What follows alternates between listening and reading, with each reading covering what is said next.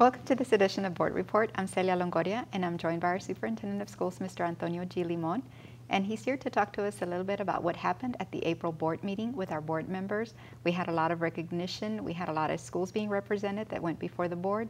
He's here to talk to us all about that and everything else that took place at the board meeting here in April. We begin by talking about the National Chess Champions. Talk to us about that, Mr. Limon. Yes, thank you, Celia. We did have a lot of recognition. That's what we're all about. We're about children and being able to help children become successful. The 9th grade team, very, very proud of them. They are the national champions, and they were recognized for the board last night. They came in the first time. We recognized them. We were waiting for some rings that we had purchased for them. The rings did arrive, brought them in the second time. They showed their rings off. Very proud, something that they can cherish for the rest of their life and say, hey, back when I was in 9th grade, son, see this ring? We were the national champions back then. So we're very proud of our 9th grade team and their accomplishments. All the other schools that came as well, the different programs through HOSHA and the different programs that came in to be recognized. Of course, also the Dr. Cash Award. The award that we had been there earlier in the morning and seen the presentation. We had representatives from the U.S. Department of Agriculture, the Texas Department of Agriculture. Also had a letter that was written by First Lady Michelle Obama. In fact, they were hoping that she would have been able to attend this event. Of course, she wasn't able to. But it was a lot of celebration for the children. Dr. Cash Elementary, the only school south of San Antonio to have achieved this gold honor, the only school in the Rio Grande Valley, the Region 1 area to have achieved it. Spoke to the children. It's basically a well-rounded program. Dr. Cash, not only an exemplary campus, but now also teaching children how to eat correctly, providing good nutrition for them in the forms of fruits, vegetables, and grains, giving them a nutrition education, and also providing them with exercise, with Zumba exercise and different things. A well-rounded program teaching young people how to develop good lifelong habits of eating. As I told the children there, that way when you get old like myself, you won't have to take as many medications as I do because you would have eaten healthy all your life. But I still haven't quite figured out how to put a piece of watermelon or melon inside a flour tortilla. But eventually I'll figure that out, that maybe that'll be healthy. How do you? That's right. And I know that they are learning a lot about nutrition and diet and exercise. That's very important. They've been working closely with the child nutrition program staff in getting some of these foods taken in on a daily basis. They're also learning how to do some of these healthy recipes. That was evident as we took a tour of the school. Smoothies, yogurts, how to build your own yogurt with healthy stuff like blueberries and granola and things like that. So that was very interesting to see from a child's point of view. And it's good to see that some of our children nowadays are kind of gearing towards a healthier lifestyle and a more active lifestyle. That's great news to hear, because we certainly need it, especially in our area of the country where we tend to not eat exactly what we should. It's good to see that this effort is going out not only by Dr. Cash, but I've instructed Jana to make sure that our other 11 elementaries as well get an opportunity to go for the gold and start doing this, because this is a great program to have. Yes, it is. And I know she did mention that the other schools are jumping on now and participating as well, making sure that they talk to the students about diet and exercise, and that's very important. Also in speaking, I know you mentioned about the students going before the board. I do want to mention that we do have 9 students from the Career Technical Education Program that have advanced to national competition, and so we want to wish them well. We have some students that are going to go compete in May and others in June, so they're continue representing our district. They continue their competition. They continue to represent not only San Benito High School, but the whole community very well, and we're very proud of them and wish them the very best in their continued competition. That's right, definitely. We move on now to school construction. We did get an update on the Angela Leal Elementary. There's going to be a widening of that particular road, FM 732 out there. And also they talked a little bit about the roof project at San Benito High School. You want to talk to us about that? Yes. The elementary is scheduled to be completed, Leal Elementary, scheduled to be completed by about mid-June. One of our areas of concern was the street that runs in front of it, 732, was widened further back, but not in front of the school. We're going to need a turning lane. We're going to need it to be a bit wider there in front of the school. We are working out a memorandum of understanding with Cameron County where they will provide the work, TxDOT will provide some of the materials, the district will provide some of the other materials, and we'll get that done.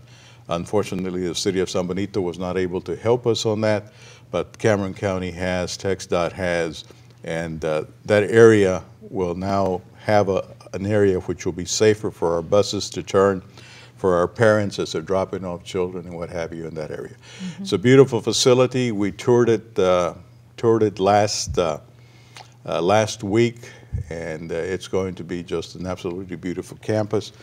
The big question that I get asked because of the budget cuts and everything else, are we going to open Leal Elementary up? And my answer to them is it depends on how much of a budget cut we get from the state. Because to open up Leal would be an additional $1.5 million. And if the state is already going to cut us somewhere between $1.6 and $4 million, then it may be not possible. I tell people that, you know, we're going to try our very best to open up Leal. If for some reason we can't, then we'll wait a year or so to open it up. But as of right now, if I were to say, are we going to open it up, it's probably a 60-40 chance that we are going to open it up. Mm-hmm. Okay, well, thank you for sharing that with us. As far as the roof, we have good news for the roof. Originally, it was thought that they weren't going to finish until October. As of last night, they're ahead of schedule, and hopefully they'll finish in July. So it means that we can start off the school year with a brand new roof and without the distractions of the smell of the tar and the 50 people on the roof walking around and fixing things. So there was no way it could have been done during the 3 summer months. Right. We were going to have to take part of the school year to get it done. They started in January, and if they're going to finish in July, that's a good 7 months that it took. So there was no way they were going to do it in 3 months. So now it's behind us. They'll finish during the summer. We'll start off the school year in great shape. Well, very good. And I know the students and parents and staff will be very pleased about that because before we know it, the next school year will come around, and it's a good sign that Mr. Ramon shared with the board about the project and that they're going to be finishing ahead of the anticipated completion date. We move on.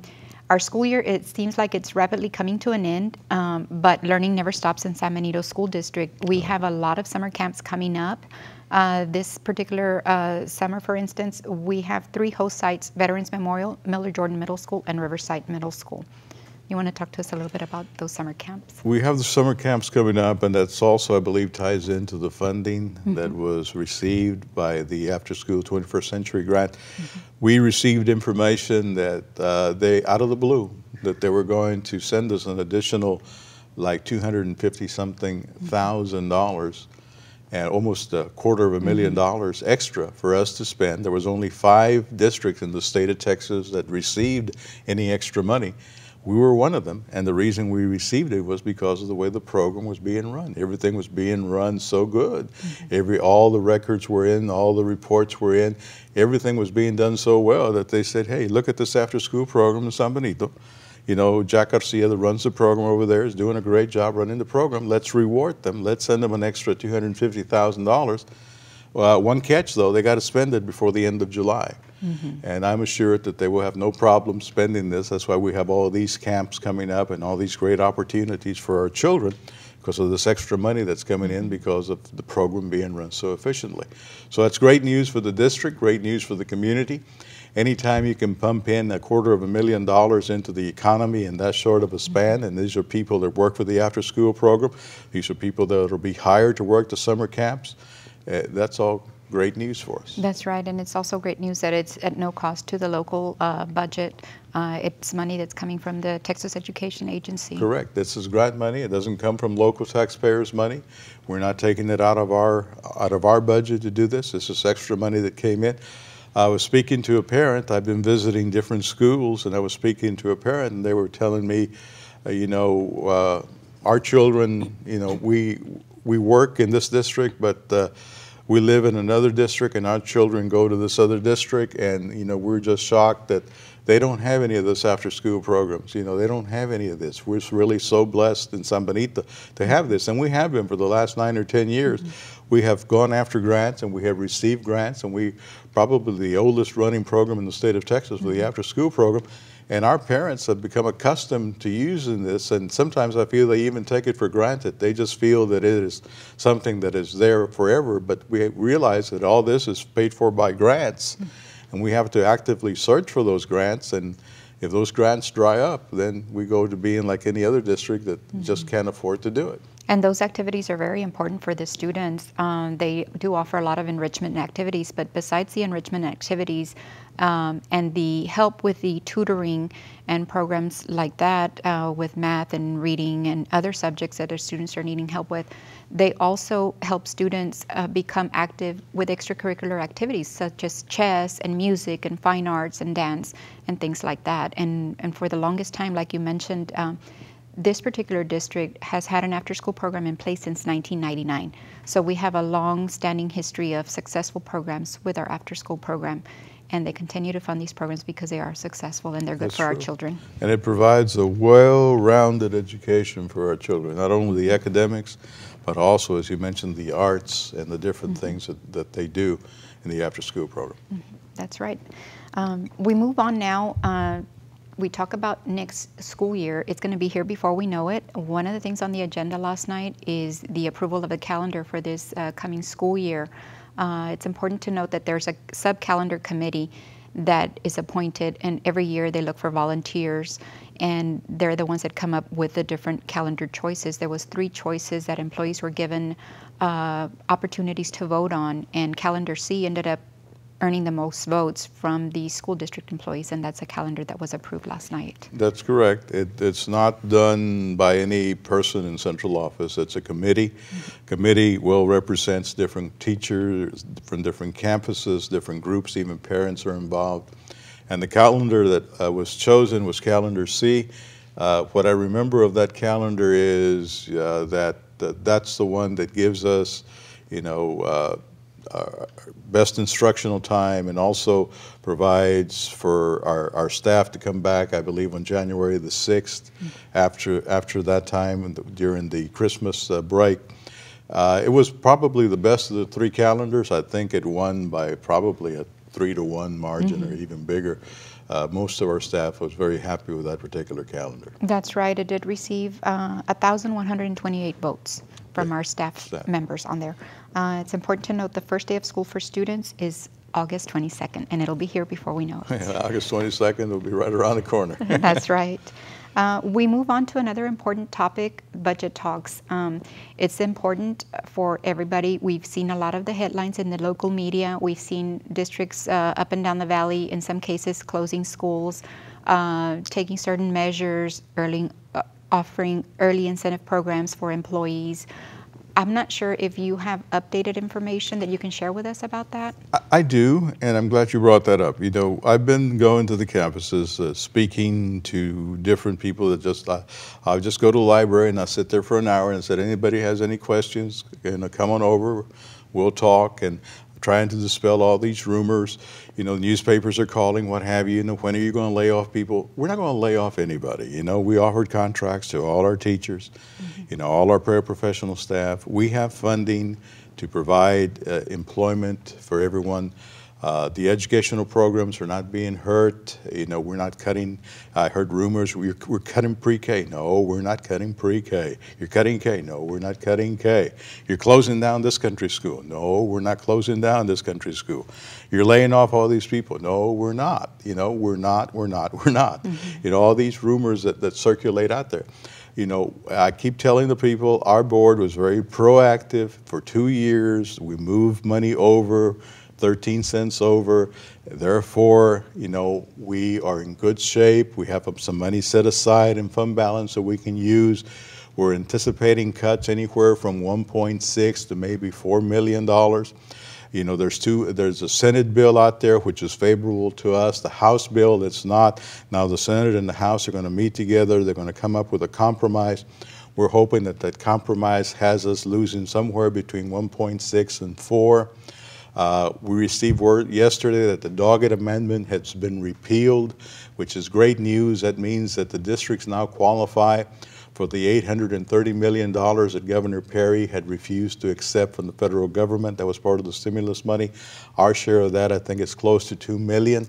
So if that's coming our way now, that's even going to make the situation even better for us, not only for us, but for every district in the state of Texas.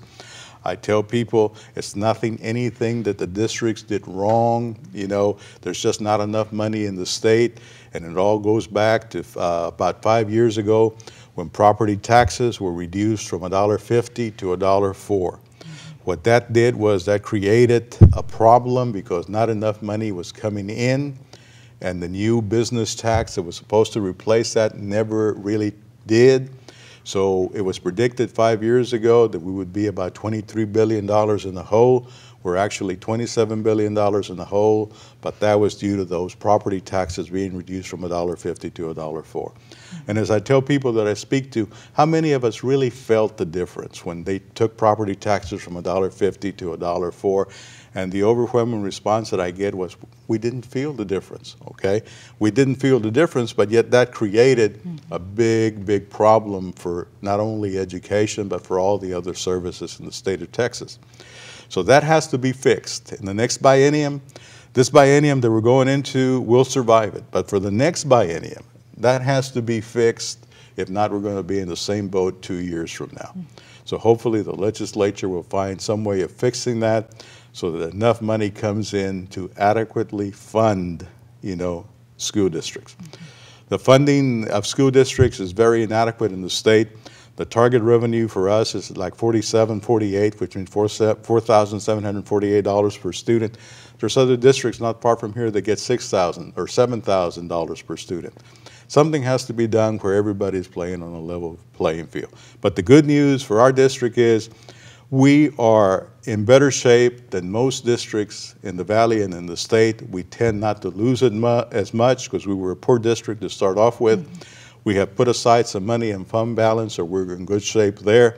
Now that the Doggett Amendment has been repealed, we tend to gain close to an additional $2 million from that federal money that's coming in that can be used to supplement or even to supplant, you know, the money that's being used now in the state money. And that's just good news for the district. So we're doing fine. There will be some minor belt tightening. We'll have to tighten our belt in certain areas, and you may feel it, but it's not going to affect our educational programs, and it's not going to affect our personnel. Okay. And as of now, we still do have a hiring freeze, and we're going to keep it until we sort of have an idea of how much money we're actually going to get from the state. But we'll be fine once the next year rolls around. And we won't know that till maybe sometime in June or during the summer months. That's about right. I don't think. Hopefully, the legislature, if they resolve something, we may know by the end of May. If they don't, and they go into special sessions, then we're looking at June or July. All righty, Mr. Limon. Well, thank you for sharing that with us. I know it's on everyone's mind, and I know that you've been at the campuses visiting with staff members because they have concerns. We're all concerned about that, but thank you for sharing that with the staff members here as well as with our community. You're welcome. Well, I don't know if there's anything else that you would like to address, No, but I think we've covered all the topics. We've covered pretty much everything. All righty, Mr. Limon. Well, that's it for this edition of Board Report. Thanks for watching, and we'll see you next time.